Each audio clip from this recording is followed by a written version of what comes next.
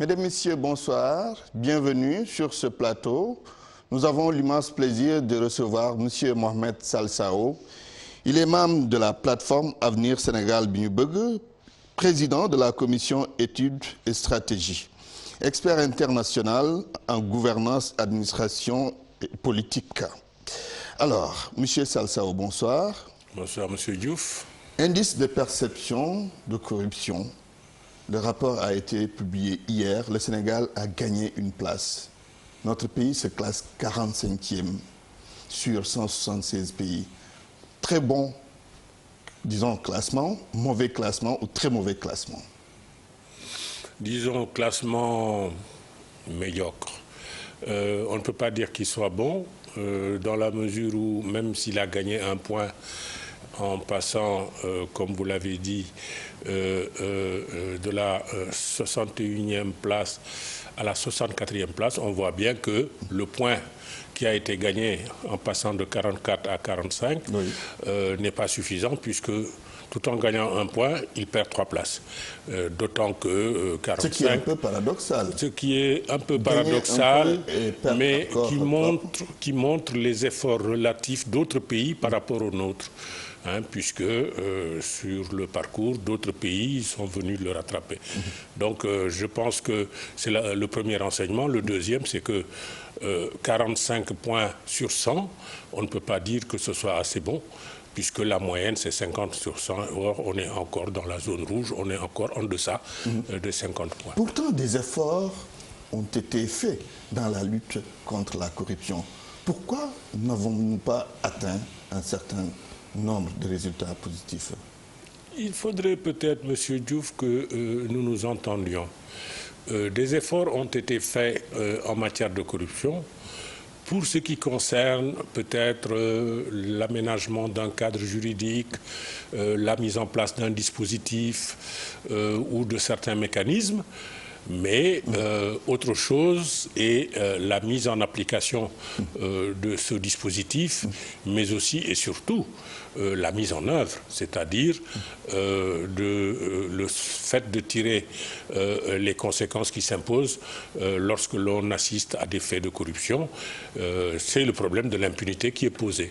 Quand vous avez un dispositif, mais que, in fine, il n'y a pas du tout de sanction, il va de soi que la corruption va perdurer. Notre dispositif ne fonctionne pas, ce que vous voulez dire, ou bien il fonctionne il fonctionne, mais il est perfectible. Il fonctionne, mais il est perfectible. Je donnerai quelques exemples rapidement.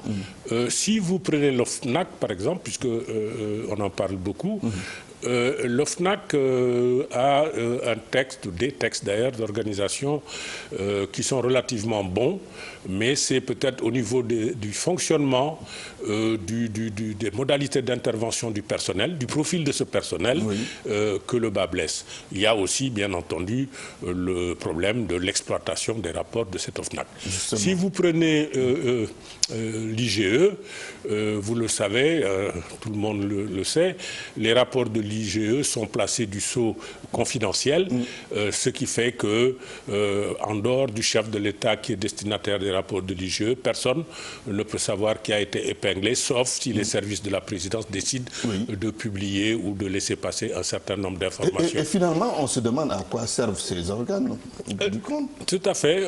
On peut se poser la question. Quand on les met en place, tout le monde est d'accord que c'est légitime, que c'est approprié. Maintenant, il faut leur donner les moyens de fonctionner valablement, mais aussi renforcer leur crédibilité en donnant suite, bien entendu, aux constats qu'ils font, aux recommandations qu'ils proposent au chef de l'État, etc. Or, donc il y a un lien, parce qu'en matière de corruption, vous savez, il y a tout ce qui est prévention, à travers les dispositifs, les mécanismes, le cadre, etc. Mais il y a aussi tout ce qui est sanction, c'est-à-dire la lutte contre l'impunité. Et c'est ça qui boucle la boucle. Oui, la question qu'on se pose souvent, est-ce qu'il y a réellement une volonté de lutter contre la corruption quand des organes comme l'OFNAC font des rapports sans suite? Vous me permettrez, vous me donnez là l'occasion de poser un problème qui est réel dans notre pays et qui est regrettable. C'est la politisation de l'administration. à l'époque, si on se place dans une perspective historique, les responsables au plus haut niveau de l'État n'étaient pas forcément du parti au pouvoir, sous Senghor ou sous Diouf, par exemple. Ça a commencé avec le président Wade, la politisation de l'administration. Mais quand vous avez des militants politiques qui sont des responsables dans certaines zones ou dans certaines localités, qui sont véritablement des porteurs de voix, entre guillemets, comme on a l'habitude de le dire, il va de soi que vous n'êtes pas enclin à les sanctionner lorsque l'on trouve des erreurs de gestion, des incuries de gestion. Et puis il y a aussi les risques de maquiller la réalité avec ces gens-là. Même sans les maquiller, de faire la sourde oreille par rapport à cela. Le maquillage, c'est peut-être le fait des intéressés, mais je ne pense pas, je ne sache pas que l'État lui-même, au plus haut niveau, en tant que responsable, au plus haut niveau de l'État, qu'on puisse maquiller des faits. Mais qu'on ne donne pas suite et qu'on range dans les tiroirs, oui. Qu'est-ce que cela signifie? Est-ce que ça veut dire que le rapport de l'OFNAC n'aura pas de suite? Parce qu'on l'a publié depuis longtemps. Je ne sais pas, M. Youf. En tout cas, il n'a toujours pas eu de suite pour certains aspects. Il n'a toujours pas eu de suite pour certains aspects. On sait que ça avait défrayé la chronique. Ça avait été contesté par des gens qui avaient été des responsables. Comme qui avaient le directeur général du COUD. Du COUD, par exemple. Du parti présidentiel. Oui, mais peut-être que là aussi, je dois le dire, l'OFNAC a manqué de cohérence, je veux le dire, dans son approche. À l'époque, nous en avions discuté. Je pense que j'avais même été interviewé par votre journal, ou en tout cas par la presse écrite de votre groupe, pour dire que, par exemple, pour le port autonome de Dakar, on a confondu un certain nombre de choses. Est-ce qu'on s'attaque au détournement de deniers publics ou est-ce qu'on s'attaque à la corruption? Parce que les faits ne sont pas les mêmes. On a blanchi. Confusion sur ce plan alors. Il y a une confusion. Parce que, alors qu'on sait très bien qu'un détournement de deniers publics, la matérialité du détournement, elle est facile à prouver, c'est des faits appréhendables, alors que pour la corruption, ça l'est moins. La corruption est un phénomène diffus, pernicieux. Merci, vous me marchez sur la langue, vous Youf. Et bien entendu, avec à la clé des dessous de table, des pots de vin, des rétrocommissions, etc., et qui concernent des montants autrement plus importants que ceux qui sont en cause dans un détournement de deniers publics. Quand il s'agit de détournement, on parle de millions, mais quand il s'agit de corruption, ce sont des milliards. Et c'est autant de manque à gagner ou de gaspillage pour ce qui concerne les ressources de l'État. Et donc, c'est de l'argent public qui est détourné. Voilà. Très bien. Alors, les questions politiques, nous allons les aborder. Avenir Sénégal bu ñu bëgg, comment vous comptez engager les élections législatives? Nous comptons engager les élections législatives dans le cadre d'une plateforme électorale. Avec des partis politiques très large, y compris avec des partis politiques. Plateforme électorale, peut-être que nous allons négocier pour garder l'appellation Sénégal bi ñu bëgg de la plateforme électorale, qui n'est pas la plateforme Avenir Sénégal bu ñu bëgg, plateforme politique. Mais en tant que plateforme électorale, nous aurons là-dedans ce qu'on appelle des porteurs d'enjeux, c'est-à-dire des individualités connues pour leur intégrité, leur moralité, etc., dans leur fief, dans leur localité, dans leur milieu professionnel, etc., des organisations qui relèvent de la société civile, des mouvements associatifs, des mouvements citoyens, et une troisième composante qui sont des partis politiques. Effectivement. Les partis politiques, vous pensez à l'opposition, Wattu Sénégal? Non, quand on parle de partis politiques, ce n'est pas forcément ce qu'on appelle l'opposition. Vous dites l'opposition tout court, nous on a tendance à parler de l'opposition traditionnelle, ou opposition classique si vous voulez. Nous pensons qu'ils sont dans une démarche parallèle. Nous ne savons pas encore a priori est-ce que la jonction va se faire, mais à ce stade-ci où nous sommes, ce n'est pas à l'ordre du jour, ce n'est pas à l'agenda. Nous pensons que nous allons constituer une plateforme avec ces trois composantes dont on a parlé. Si maintenant tout parti des formations politiques faisant partie du Front Manko Wattu Sénégal acceptent ou a l'intention de venir nous rejoindre dans cette grande plateforme élargie électorale, il va de soi que nous pourrons cheminer ensemble. On peut espérer une percée de la société civile pour les prochaines élections législatives, comme ça s'est passé ailleurs en Afrique? Nous ne savons pas, mais nous l'espérons.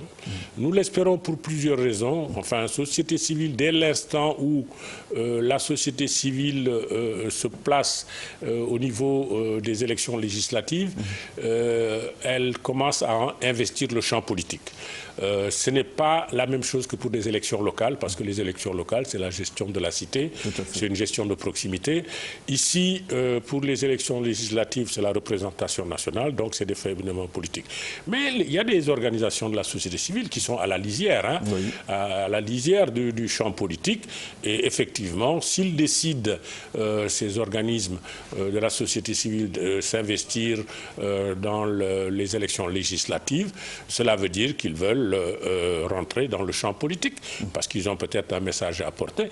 Et d'autant que depuis la dernière révision constitutionnelle du 20 mars 2016, aujourd'hui, les candidatures indépendantes sont acceptées, et pour tout type d'élection, pas seulement pour la présidentielle, mais aussi pour les locales et les législatives. Et de ce point de vue-là, nous pensons qu'il y a de la place aussi pour la société civile, bien entendu. Aujourd'hui, il est question de discussion autour du processus électoral. Êtes-vous associé à ces discussions? Non. Pourquoi?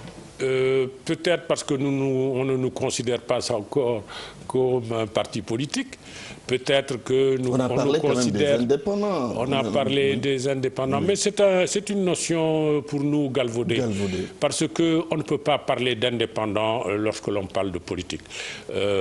Parce qu'on a trouvé sorti ce mot-là, j'en profite pour le signaler fortement et pour le réprouver, qu'on nomme un groupe indépendant alors que tout le monde savait que depuis la constitution du comité technique de revue du cadre électoral qui est relayé par l'actuel comité de suivi du processus, il y avait 3 pôles. Le pôle de la majorité, le pôle de l'opposition et le pôle des non-alignés, pas indépendants, non-alignés. Il s'est avéré qu'un groupe de partis politiques a revendiqué sa participation à cette revue. Et donc, ne sachant pas sous quel vocable les mettre, on a sorti le nom d'indépendants. Mais on sait très bien qu'il y a un distinguo. Or, ces indépendants, c'est des partis politiques. On sait que c'est des partis. Or, au regard du code électoral et au regard des principes juridiques, un parti politique n'est pas indépendant. Tout à fait. Alors, vous êtes en train de préparer les élections législatives. On ne vous voit pas trop sur le terrain comme les partis traditionnels, comme vous les appelez, qui sont en train de sillonner le pays. Est-ce que ce n'est pas quelque part une façon de prendre une bonne longueur d'avance sur vous? Ça dépend de l'optique que l'on se place, M. Diouf. C'est vrai que la mode est à la descente sur le terrain depuis un certain nombre... campagne déjà. Depuis un certain nombre... oui, tout à fait. C'est à la mode. Bon, l'expérience de l'actuel chef de l'État est là. On a dit qu'il a gagné la présidentielle de 2012 parce que pendant que les gens gesticulaient à Dakar, lui, il est allé dans les hameaux, il a fait tous les villages, etc. Aujourd'hui, la descente sur le terrain est importante pour se faire connaître, pour se faire voir. Mais cela ne suffit pas. Cela ne suffit pas parce que les méthodes de mobilisation sont un peu surannées. Nous avons commencé à descendre. Nous ne descendons pas avec tout le tintamarre habituel. Pour me passer l'expression, nous le faisons sans tambour ni trompette.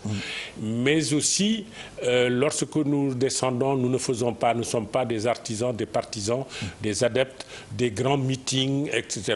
Et là, vous risquez de ne pas être bien entendu. Nous faisons, si, parce que tout dépend du rythme auquel ça se fait, des visites de proximité par groupes concentriques, etc. Et puis, à la faveur de ces descentes-là, identifier des relais qui sont des personnes responsables, reconnues, qui ont une autorité morale dans une communauté donnée pour pouvoir assurer le relais. La stratégie n'est pas la même. Très bien, merci en tout cas. Je vous remercie. Nous sommes au terme de cet entretien. Je rappelle que nous étions avec M. Mohamed Salsao, membre de la plateforme Avenir Sénégal Bignoubeug, président de la commission études et stratégies, expert international en gouvernance administrative et politique. Merci en tout cas d'avoir accepté cette invitation. C'est moi qui vous remercie, monsieur. C'est fini pour aujourd'hui. Donc, rendez-vous avec Mamoudou Ibra Kane demain. Excellente soirée à toutes et à tous.